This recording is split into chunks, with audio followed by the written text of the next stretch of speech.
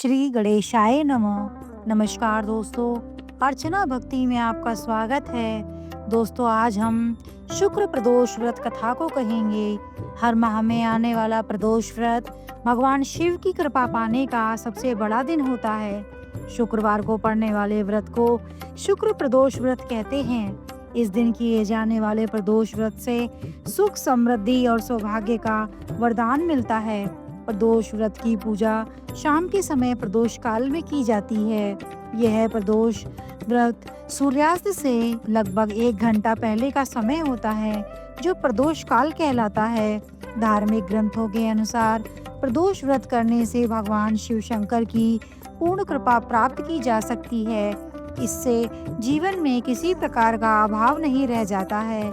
इतना ही नहीं, समस्त आर्थिक संकटों का समाधान करने के लिए प्रदोष व्रत अवश्य करना चाहिए। इस व्रत के प्रभाव से हर तरह के रोग दूर होकर बीमारियों पर होने वाले खर्च में कमी आती है। भगवान शिव को ज्ञान और मोक्ष का दाता माना जाता है, अतः आध्यात्म की राह पर चलने वालों को प्रदोष व्रत करना चाहिए। प्रदोष व्रत कथा। एक नगर में 3 मित्र रहते थे, राजकुमार, ब्राह्मण कुमार और तीसरा धनिक पुत्र। राजकुमार और ब्राह्मण कुमार विवाहित थे। धनिक पुत्र का भी विवाह हो गया था, लेकिन गौना शेष था। एक दिन तीनों मित्र स्त्रियों की चर्चा कर रहे थे। ब्राह्मण कुमार ने स्त्रियों की प्रशंसा करते हुए कहा कि नारीहीन घर भूतों का डेरा होता है। धनिक पुत्र ने यह सुना तो तुरंत ही उसने अपनी पत्नी को लाने का निश्चय कर लिया। तब धनिक पुत्र के माता पिता ने समझाया कि अभी शुक्र देवता डूबे हुए हैं, ऐसे में बहू बेटियों को उनके घर से विदा करना लाना शुभ नहीं माना जाता। लेकिन धनिक पुत्र ने एक भी नहीं सुनी और ससुराल पहुंच गया। ससुराल में भी उससे मनाने की कोशिश की गई, लेकिन वो जिद पर अड़ा रहा और कन्या के माता पिता को उनकी विदाई करनी पड़ी।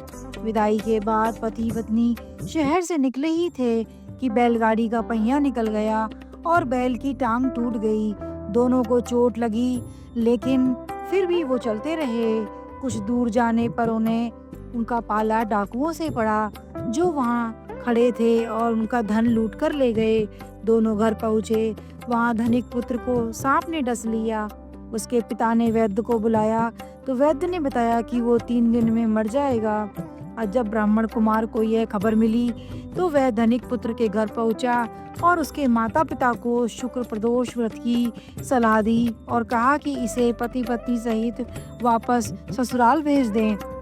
धनिक ने ब्राह्मण कुमार की बात मानी और ससुराल पहुंच गया, जहां उसकी हालत ठीक होती गई। यानी शुक्र प्रदोष के महात्म्य से सभी घोर कष्ट दूर हो गए। इस कथा को सुने अथवा सुनाएं तथा कथा समाप्ति के बाद हवन सामग्री मिलाकर भगवान शिव की पूजा करें और मंत्र से आहुति देकर हवन करें। उसके बाद शिव जी की आरती प्रसाद वितरित करें। उसके बाद भोजन करें। कहा जाता है कि शुक्रवार को प्रदोष व्रत सौभाग्य और दाम्पत्य जीवन में सुख समृद्धि भर देता है। यही कारण है कि आज के प्रदोष का काफी खास महत्व माना जाता है। शुक्रवार के दिन पड़ने वाले इस प्रदोष से सुख समृद्धि बढ़ती है। जय भोलेनाथ।